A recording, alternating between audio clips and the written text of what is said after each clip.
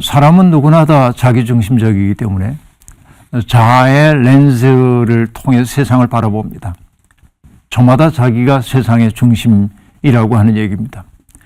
그렇죠. 모든 인간은 우주의 중심입니다. 왜? 내가 여기에 있기 때문에 나를 중심에 놓고 바라보죠, 세상은. 이건 모든 인간의 어쩔 수 없는 버릇입니다. 그런 의미에서 인간은 자아의 렌즈를 끼고 세상을 바라볼 수밖에 없다. 이게 인간의 한계다라고 말할 수 있겠습니다. 문제는 뭐냐면 하나님을 믿는다고 하는 것은 자아의 렌즈로 세상을 바라보고 있던 사람이 그 마음이 점점 넓혀져 가면서 타자의 눈으로 나를 바라보기 시작하는 것이고, 더 깊게는 하나님의 눈으로 나와 세상을 바라보기 시작하는 것이 하나님을 믿는 일이라고 그렇게 말할 수 있겠습니다. 인간의 인간됨이라고 하는 건 뭐냐면 내 속에 있는 나와 세상에 살아가는 내 모습이 동일하지 않다는 사실을 알아차리고, 내가 바라는 나의 모습과 실제로 살고 있는 나의 모습이 일치되지 않는다는 그 불화 때문에 인간은 괴로워하고, 그래서 스스로 대화를 나누게 되죠. 인간은 자기와의 대화를 통해서 자기를 형성해가는 존재입니다. 자기와의 대화의 능력이야말로 인간의 인간됨이라고 얘기할 수 있겠고, 자기와 대화하는 그 능력을 우리는 성찰이라고 말하기도 하고, 자기하고 대화하면서 내게 문제가 있다고 느끼는 것을 양심이라고 얘기하기도 하는 것이죠. 그러니까 양심이라고 하는 것은 내 마음속에서 터해나오는 것이기도 하지만은 사실은 하나님이 우리에게 밝혀주시는 마음이기도 합니다. 자, 그래서 나를 중심에 놓고 생각하고 있던 사람이 하나님과 접촉하는 경험이 늘어날수록 나 좋을 대로 살 수 없게 되고, 그래서 타자를 위한 존재로 살기 시작할 때 나는 조금 더 성숙한 사람이 되기 시작하는 거고, 자아에서 벗어나서 타자의 세계로 나를 열어가고 타자의 세계를 넘어서서 하나님의 마음을 알아차리기 시작할 때 그것이 영적으로 깊어졌다, 그렇게 말할 수 있겠습니다. 근데 하나님은 그 세계로 우리를 어떻게 이끌어 가시냐면요, 고통받고 있는 타자들을 우리에게 보내주셔요. 고통받고 있는 타자를 바라보면서 그 사람을 나와 무관한 사람이라고 생각하며 내가 돌아서는 순간 우리는 하나님의 마음에 이를 수 있는 길을 스스로 차단한 것이라고 얘기할 수 있겠습니다. 임마누엘 레비나스라고 하는 사람도 이야기를 하고 있는데요. 타자의 얼굴, 특별히 고통받는 타자들은 그 얼굴은 우리에게 일종의 물음표로 다가오는 겁니다. 너는 어떤 사람이냐 하는 물음표이죠. 그 타자의 얼굴 앞에서 나의 죄성을 깨닫고 내가 얼마나 많은 것을 누리고 살면서도 그걸 당연한 줄로 알고 살았는지를 깨닫게 될 때 나는 그 타자의 삶에 나를 개방하지 않을 수가 없고, 그 타자의 세계를 통해서 무한하신 하나님과 접속됨을 경험하게 되는 것이죠. 그러니까 어떻게 보면은 고통받는 타자야말로 우리의 삶을 하나님께로 이끌어가는 통로라고도 얘기할 수 있겠습니다. 그러니까 그런 고통을 겪고 있었던 분들에게 제가 드리고 싶은 말씀은, 내가 왜 이런 일이, 이건 답 없는 질문입니다. 그렇기 때문에 내가 이런 고통스러운 경험을 통해서 이 인생의 교훈을 통해 내가 어떤 존재가 되어야 할까를 생각하면서 자신이 겪은 것과 동일한 고통을 겪고 있는 사람들, 혹은 그런 인생의 시련의 시기를 지나고 있는 사람들에게 다가가서 그 고통의 시간에 나는 이렇게 이겨냈노라고 얘기해 주기도 하고, 그의 곁이 되어줘서 그가 벼랑 끝에 내몰린 듯 삶이 위태로울 때 그의 설당이 되어주는 이 마음이야말로 하나님이 가장 기뻐하시는 마음이 아닌가, 그런 생각을 해봅니다.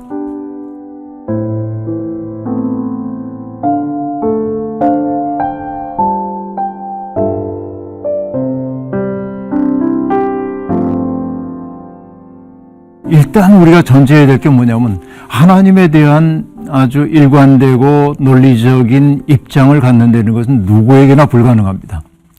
아까도 얘기를 했었는데 하나님은 늘 새로운 상황 속에서 새로운 이들과 더불어 새로운 사건을 일으키시는 분이지 인간이 예측할 수 있는 방식으로만 일하는 분은 아니라 이렇게 얘기할 수 있겠습니다. 이것이 하나님의 무한하고 절대적인 자유라고 말할 수가 있겠죠. 그러니까 우리가 하나님의 마음하고 접속하게 되면 그 안에서 자유로울 수 있는데 언제나 내 마음을 하나님의 마음이라고 하는 큰 그 세계 속에 들어가기보다는 내 작은 마음 속에 하나님이 응답해 주기를 바라기 때문에 인생에 답이 없는 것처럼 느껴질 때가 아주 많이 있습니다. 사실 이제 하나님이 나를 소중한 존재로 대하지 않는 것 같아 라고 느끼는 까닭은 내가 원하는 방식대로 하나님이 움직여주지 않기 때문에 그렇습니다. 이걸 이렇게 정의해 보면 어떨까요? 하나님은 당신의 형상을 따라 인간을 지으셨지만 사람은 자기의 욕망을 따라 하나님의 이미지를 만들어냅니다. 하나님은 나에게 이렇게 잘해 주셔야 돼 라고 얘기를 하죠. 우리가 알다시피 욥이 경험했던 것이 그런 하나님에 대한 이해의 파탄이었습니다. 하나님은 의롭고 선하게 살고 있는 사람들에게 마땅히 복을 주셔야 한다고 굳건하게 믿어왔습니다. 이것은 욥의 친구들도 똑같죠. 그런데 욥에게 느닷없이 고통이 다가오고 고난이 찾아왔습니다. 욥의 친구들은 그것이 욥의 죄 때문이라고, 욥의 자녀들이 저질렀던 죄 때문이라고 말합니다. 무엇 때문. 그러니까 이 세상에서 벌어지는 모든 일들은 원인이 있다라고 생각을 했던 것이죠. 그러나 우리가 인생 경험해보면 알지만 모든 것이 인과관계에 따라서 이루어지지 않아요. 세상 일이라는 게. 인간이 자유롭다고 하는 것은 뭐냐? 인과관계 속에서 살아가지만 때때로 인과를 깨뜨릴 때도 있는 것이거든요. 이것을 신앙적으로 얘기하면 불가능성의 가능성을 우리가 살아내기도 합니다. 인간은 저마다 이기적이다. 배고픈 뭔가를 먹어야 된다. 이것이 인과관계입니다. 내 배가 고픕니다. 그런데 내 곁에 있는 사람이 나보다 더 굶주린 것을 봤을 때 내 배고픔 먼저 해결하지 않고 그의 배고픔을 해결한다고 한다면 인과관계의 틀을 깬 것이라고 볼 수 있겠죠. 이것이 인간의 인간됨이라고 말할 수 있겠고, 그때 타자의 세계가 내 속에 들어와서 내 삶을 바꿔내는 것을 우리는 은총이라고 그렇게 말할 수 있겠습니다. 보이지 않지만 하나님의 은총이 그렇게 작동하고 있는 것이죠. 그래서 신앙생활을 한다고 하는 것은 끝없이 내 작은 마음을 하나님의 크신 마음 속에 접촉함을 통해서 이해할 수 없지만 하나님이 나보다 더 잘하시고 나를 사랑하신다는 사실을 받아들이는 것이 믿음이라고 생각해요. 십자가에 달리신 예수님이 나의 하나님 왜 나를 버리십니까? 라고 탄식하셨지만은 이해할 수 없는 하나님의 침묵 앞에서도 주님은 마지막에 내 영혼을 아버지께 맡깁니다 하고 의탁했단 말이죠. 이해할 수 없지만은 신뢰하는 것이에요. 하나님의 보력을 신뢰하며 나를 맡기는 것. 이것이 믿음이라고 볼 수 있습니다. 우리가 물속에 빠져드는 까닭이 뭡니까? 물에서 빠지지 않으려고 몸에 힘을 주고 허우적거리면 더 빠져드는 것처럼 내 인생의 문제를 하나님이 해결해 주지 않는다고 허둥댈 것이 아니라 나보다 나를 더 잘하시는 하나님 신뢰하면서 그분에게 나를 치유해 주십사 하고 맡길 때 온전히 이해할 수는 없으나 다시 살아갈 힘이 우리 속에 부여될 거라고 생각합니다.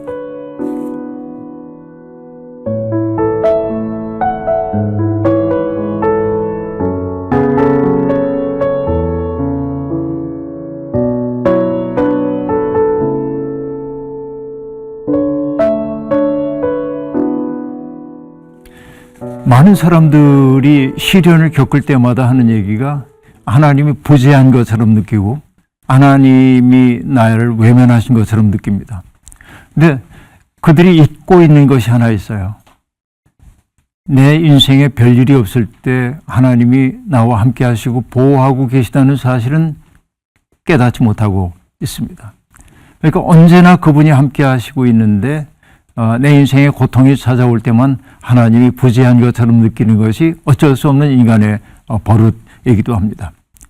그러나 광야 생활을 했던 이스라엘 사람들이 고백을 하죠.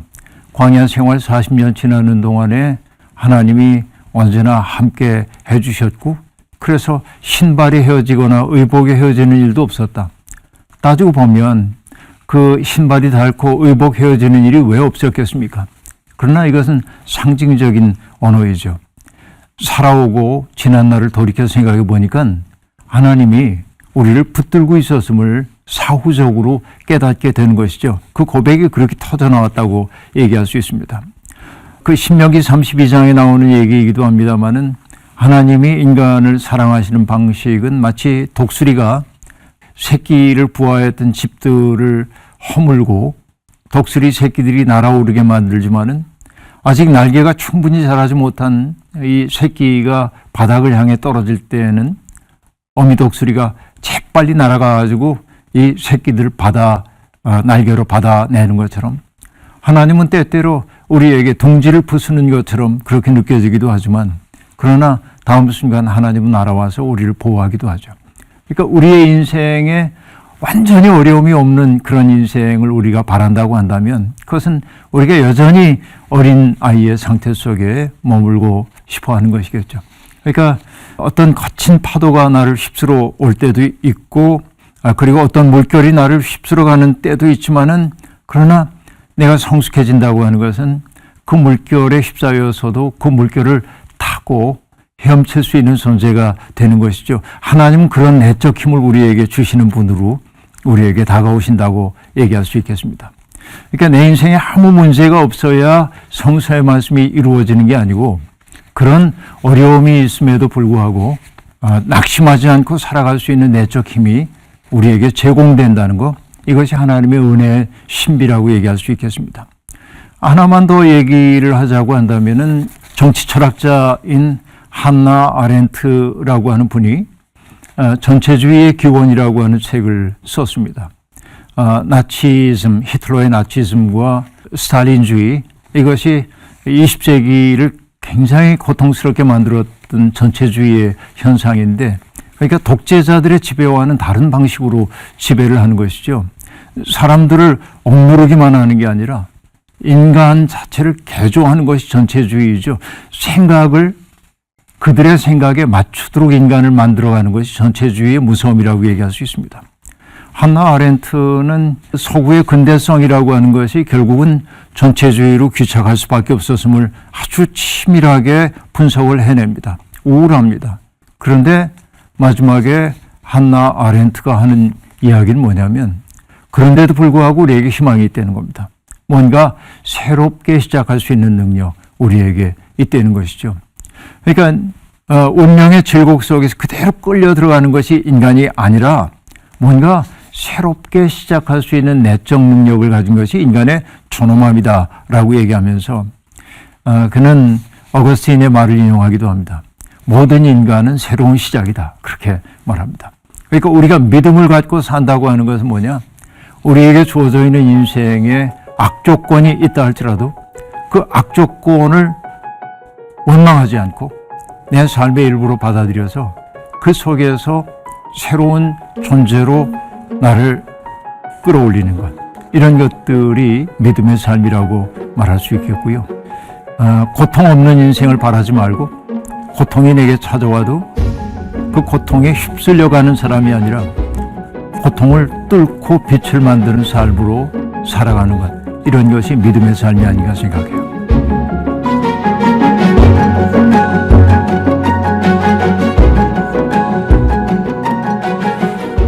저는 그 두 가지를 다 해야 된다고 생각해요. 내가 지금 고통받고 있는데 하나님 이 고통 참 좋습니다, 이럴 수는 없죠.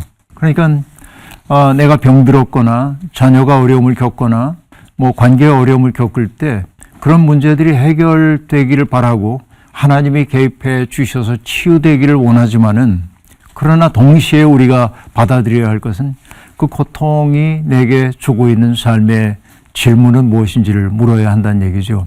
마치 야복강에서 천사와 더불어 씨름을 하던 야곱이 완도뼈가 부러지는 고통을 겪지만은 끝끝내 천사를 놓아주지 않으면서 나를 축복하기 전에는 놓아드리지 않겠습니다 라고 말했던 것처럼 내 인생의 고통의 문제를 해결해 달라고 하나님께 기도하는 것은 당연해요. 몸적 존재이기 때문에.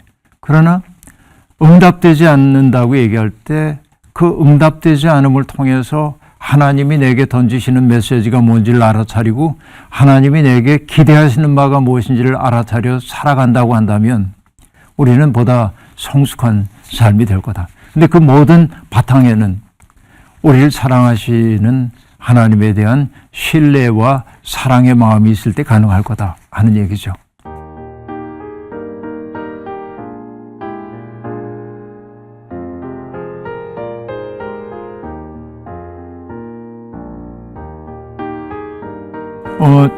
처음에는 이제 하나님은 내게는 아주 낯선 존재로 다가오는 것이죠. 하나님은 이해할 수도 없고, 그런데 이제 어떤 일을 통해서 내게 우렁우렁 다가오시는 거죠. 어떤 사건을 통해서.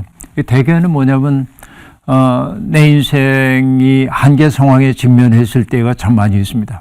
그러니까 하나님을 만나는 사람들이 대개는 자기의 인생에 곤고했던 시절, 그러니까 나로서는 어떻게 내 삶을 주체할 수 없을 때, 그때 하나님이 내게 다가오시죠. 그분은 언제나 낯선 존재입니다.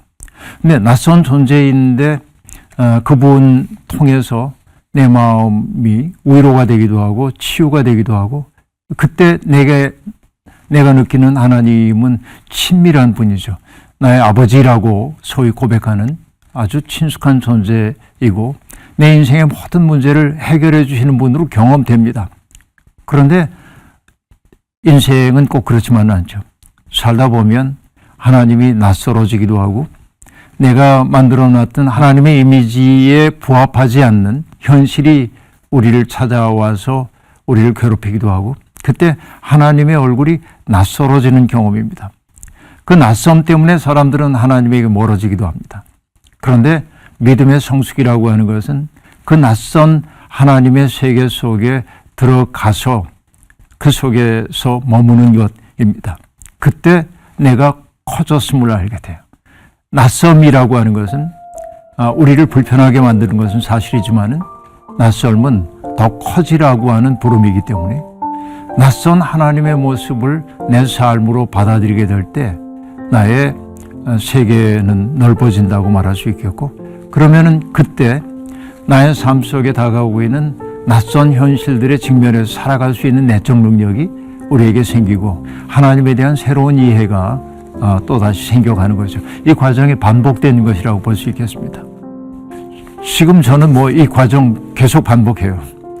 하나님은 지금 내게 굉장히 친숙한 분으로 다가오기도 하고 다음 순간에는 낯설게도 다가오고, 그러니까 사람마다 어떤 단계에 딱 이르렀다고 얘기할 수가 없어요. 이것은 계속 나선형 계단처럼 움직여가고 있기 때문에 그렇습니다. 그렇지 않은 발전이 없죠.